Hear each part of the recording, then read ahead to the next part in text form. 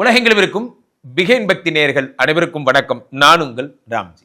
குரு வக்ர நிவர்த்தி பலன்கள். சார், வக்கரம் என்பது வேறு, வக்கர நிவர்த்தி என்பது வேறு. முதல்ல அதை புரிஞ்சுக்கணும். குரு வக்ரமானார், போன வருடம் வக்ரமானார். எங்கிருந்து? ரிஷபத்திலிருந்து மேஷத்திற்கு சென்றார். வக்ரம்னு அதான் பொருள். இப்போ வக்கர நிவர்த்தி அடைந்து மீண்டும் ரிஷபத்திற்கே வருகிறார். இப்போ இதனால் ஏற்படக்கூடிய நன்மைகள் என்ன, தீமைகள் என்ன போன்றவற்றை பார்க்க போகிறோம். இந்த வக்கர நிவர்த்தி அடைஞ்சா நன்மை தானே. ஒருத்தர் கொஞ்ச நாளாக கொஞ்சம் டென்ஷனாக இருந்தார், நம்ம மேனேஜரே எடுத்துக்கங்க. கொஞ்ச நாளாக நம்ம மேலே கோபமாக இருந்தார். இப்போ கோபம்லாம் சரியாகி நல்லா பேசுகிறாருன்னு அப்போ நல்லது நடக்க போகுதுன்னு அர்த்தம், நமக்கு ப்ரொமோஷன் கிடைக்க போகுதுன்னு அர்த்தம் இல்லையா? நம்ம ஒய்ஃப் நம்ம கூட பேசாமே இருந்தாங்க, ஒரு வாரமாக பேசலை, இன்னைக்கு காலையில் தான் பேசுகிறாங்க. சந்தோஷமான விஷயமாச்சே. ஸோ அப்போ வருகின்ற பிப்ரவரி மாதம் 4ஆம் தேதி 1:30 மணி அளவில் குரு பகவான் பெயர்ச்சி அடைகிறார். எங்கிருந்து? வக்ர நிவர்த்தி அடைகிறார். மேஷத்திலிருந்து ரிஷபத்திற்கு போய் அவர் வக்ர நிவர்த்தி, தன்னுடைய உக்கிரத்தை தனித்துக் கொள்கிறார். அவரோட கோபம், டென்ஷன்ஸ் குறையுது என்று பொருள் கொள்ளணும். ஸோ இந்த வக்ர நிவர்த்தி பலன்களால் யார் யாரெல்லாம் வீடு கட்ட போறீங்க, வழக்கமாக யார் யாரெல்லாம் கல்யாணம் பண்ணிக்க போறீங்க, யார் யாருக்கெல்லாம் குழந்தை கிடைக்க போகுது, யார் யாரெல்லாம் வெற்றி வாகி சுட போகிறீர்கள். ஒரு பந்தயம், அந்த பந்தயத்தில் வாழ்க்கை ஒரு போர்க்காலம் வேட்டையாடி பார்க்கணும், யார் யாரெல்லாம் ஜெயிக்கிறாங்க அப்படிங்கிறதெல்லாம் தொடர்ந்து ஒவ்வொரு ராசிக்காக நாம் பார்க்க போகிறோம். ஒவ்வொரு ராசிக்காரர்களுக்கும் எப்படி இருக்குங்கிறத பார்த்துருவோம். துலாம் ராசிக்காரர்களுக்கெல்லாம் இந்த குரு வக்ர நிவர்த்தி எந்த பலன்களை தரப்போகிறது? துலாம் ராசிக்காரர்களுக்கு குரு 7ஆம் வீட்டில் அழகாக 8க்கு வந்தது. கத்தி 8க்கு வந்தார். உங்கள் நல்ல நேரம். 8க்கு வந்தவருக்கு வக்ரமாகி 7க்கு போயிட்டார். 7க்கு போனார். 7க்கு போய் நீங்கள் ஒய்ஃபோட ஜாலியாக லவ் பண்ணிவிட்டு செம்ம ரொமான்ஸ்லாம் பண்ணீங்க. திரும்ப 8க்கு வந்துட்டார். இந்த துலாம் ராசிக்காரர்களுக்கு திரும்பவும் வந்துட்டன். என்னது, எம்ட வந்துட்டானா? எம்ட வந்துட்டான். 8ஆம் வீட்டில் வந்து விட்டார். ஏன் அந்த ஆளை எம்டன்னு சொல்கிறேன்னா, உலகத்திலேயே ரொம்ப ஸ்ட்ரிக்டான ஒரு ஆள்னா குரு தான். சார், இந்த ஆள் வேணா அப்படி இருந்துட்டு போகலாம் சார், நான் ஏன் சார் அப்படி இருக்கணும்?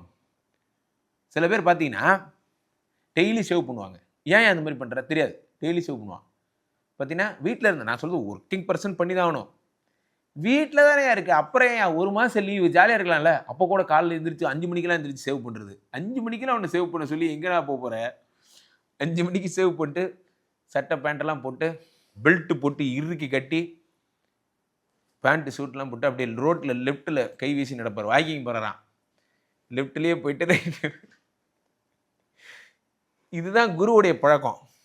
ஒன்று உங்களை அந்த மாதிரி ஆக்குவார், ஒன்று நீங்களே அப்படி மாறிடுங்க, குட் பாயாக மாறிடுங்க.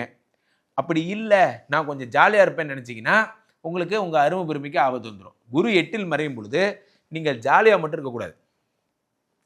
ஸ்கூலுக்கு போகிற பசங்களுக்கும் உங்களுக்கும் பெரிய வித்தியாசம் எதுவுமே கிடையாது. எந்திரிச்சு வேலைக்கு போகணும், வீட்டுக்கு வரணும், சமத்தை தோசை சாப்பிட்டு படுத்துக்கணும். இப்படிதான் ஒரு வாழ்க்கை. இப்படி வாழ்ந்தீங்கன்னா உங்களை விட்டுருவார்.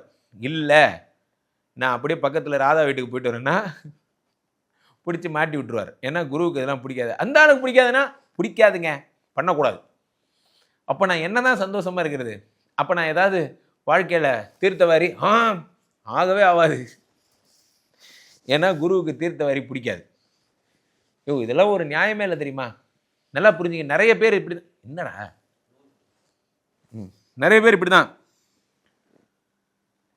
இந்த ஜிம்மை பெரிய பெரிய பெரிய போலீஸ் ஆஃபீஸர் பையனாலாம் இருக்கிறவங்கலாம் போய் கேட்டு பாருங்க. அவங்களாம் சொல்லுவாங்க, அவங்க அப்பா பெரிய commander, let's command, let's fire. 4 மணிக்கெலாம் எழுந்திரிச்சு டென்னிஸ்லாம் ஆடுவார். அப்பா கொஞ்ச நாள் தூங்க விடுப்பா, இன்னைக்கு சண்டேப்பா. 8ஆம் வீட்டில் குரு மறையும் போது நான் உங்களுக்கு ஜாலியாக சொல்கிறேன், ஆனால் அது சீரியஸான இஷ்யூ. நல்லா புரிஞ்சுக்கிங்க. நீங்கள் ரொம்ப சமத்தாக இருக்கணும். சோஷியல் மீடியாவில் ஏதாவது வந்தால் ஷேர் பண்ணக்கூடாது, அடாவுடா பேச்சுகள் இருக்கக்கூடாது, மாமா மச்சான் பேச்சுகள் இருக்கக்கூடாது. எவ்வளோக்கு எவ்வளோ ஃபார்முலா நம்பி பேசுவீங்க. என்னடா சங்கர் ஒழுங்காக சம்பளம் கொடுக்குறாரா? எங்கேயா கொடுக்குறாரு? நேற்று கூட தான் 2 பஜ்ஜி வாங்கி தர சொன்னேன், தரவே இல்லை தெரியுமா? இவெல்லாம் ஒரு மனுஷனா? ஏதோ ஒன்று சொல்லிடுறீங்க. சும்மா ஒரு விளையாட்டுக்கு சொன்னீங்க சார். இது ஒரு பொழப்பாக ஒருத்தன் ரெக்கார்ட் பண்ணி எடுத்துகிட்டு போய் அவர்கிட்ட எங்கே பார்த்தீங்கன்னானே நேற்று பஜ்ஜி தின்ன கதையெல்லாம் சொல்கிறான் பாருங்கண்ணே. அதாவது நம்ம ஊரில் இவனுக்கு நல்ல செய்கிறானுங்களோ இல்லையோ, நம்ம கரெக்டாக கெடுதல் மட்டும் செய்வானுங்க. நல்லா யோசிச்சு பார்த்தீங்கன்னா, உங்களுக்கு குரு புக்தி நடக்கும்போது நல்லது நடக்குதோ இல்லையோ, சந்திராஷ்டமம் நடக்கும்போது கண்டிப்பாக கெட்டது நடக்கும். நீங்கள் இதை எழுதி கொடுத்துடலாம்.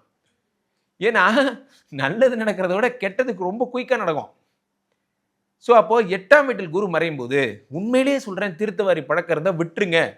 வயிற்றுல பிரச்சனை வரும். அடிவயிறு, கிட்னி, லிவர் சம்பந்தப்பட்ட பிரச்சனைகள் வரும். அல்லது குறைச்சிக்கோங்க. 8ஆம் வீட்டிலே குரு வரும்பொழுது பெருமைக்கு பிரச்சனை. யார் நீங்கள் பண்ணீங்களா? யார் நீங்களும் அந்த மாதிரி பண்ணீங்க என்று கேட்பாங்க. அப்படின்னு கேட்பாங்க. நீங்க தயவுசெய்து கொஞ்சம் கம்முன்னு இருங்க. இந்த மாதிரி இதுக்கு எதிரான போராட்டம், அரசு நடத்துகின்ற போராட்டம், நீட்டு, ஏதோ ஒரு போராட்டம். அவங்க அரசியல்வாதிங்க, அவங்க அரசியலுக்காக பண்ணுறாங்க, என்னவோ பண்ணுறாங்க. வேலை பொழப்பெல்லாம் விட்டுவிட்டு குழந்தைக்கு உடம்பு சரியில்லை லீவ் போட்டு உங்களை அந்த போராட்டத்தில் கலந்துக்க சொன்னிச்சா? உங்கள் நல்ல நேரம் பார்த்தீங்கன்னா அங்கே பாருங்கள், லைவில் போயிட்டு இருக்கீங்க, உங்கள் மேனேஜர் பார்த்துட்டு இருக்காரு. அம்மா எங்கே இருக்கீங்க?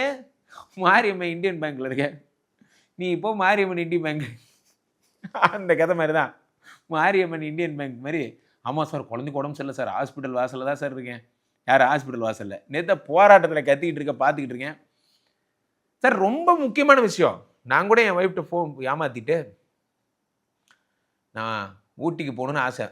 என்ன பண்ணுறேன், ஊட்டிக்கு போகணுங்கிறத ஊட்டிக்கு போகணுன்னு சொல்லாமல் கோயம்புத்தூர் வரைக்கும் போகிறேன், நண்பர் வீட்டில் கல்யாணம், 2 நாள் தங்கி இருந்துட்டு வருவேன்னு சொல்லிட்டு ஏமாற்றிட்டு போகிறேன். போனேன், சும்மா இருக்கணும். நான் சும்மா தான் இருந்தேன், நல்லா புரிஞ்சுக்கணும். நான் சும்மா தான் இருந்தேன், எந்த ஸ்டேட்டஸும் வைக்கல, எதுவும் வைக்கல. ஊட்டி போயாச்சு. ஊட்டி போய் நிற்கிறோம். என் கூட இருக்கிறவன் ஸ்டேட்டஸ் வைக்கிறான். என்னென்னு வைக்கிறான்? ஊட்டி குளிரில் ஒரு இதமான காலை. அவன் நம்பரும் என் ஒய்ஃப்ட்டு இருக்குது.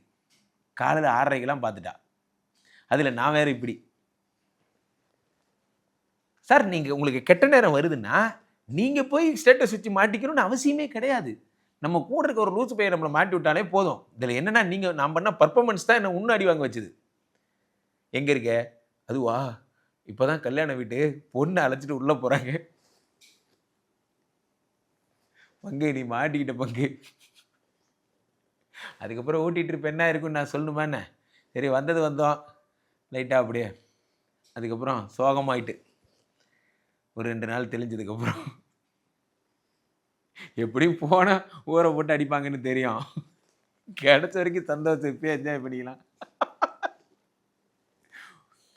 அந்த மாதிரி 8ல் குரு இருக்கும்போது நீங்கள் தான் தப்புன்னு அவசியம் இல்லை. எவனோ ஒருத்தன் தப்பு பண்ணி உங்களை மாட்டி விட்டு போயிடுவான். ஸோ அதனால் ரொம்ப ஜாக்கிரதையாக இருங்க. கீழே போயிட்டு இந்த 2 நம்பரை கூப்பிடுங்க. உங்கள் சொந்த ஜாதகத்தை பார்த்துக் கொள்ளுங்கள். மீண்டும் ஒரு நல்ல பதிவில் சந்திப்போம். நன்றி, வணக்கம்.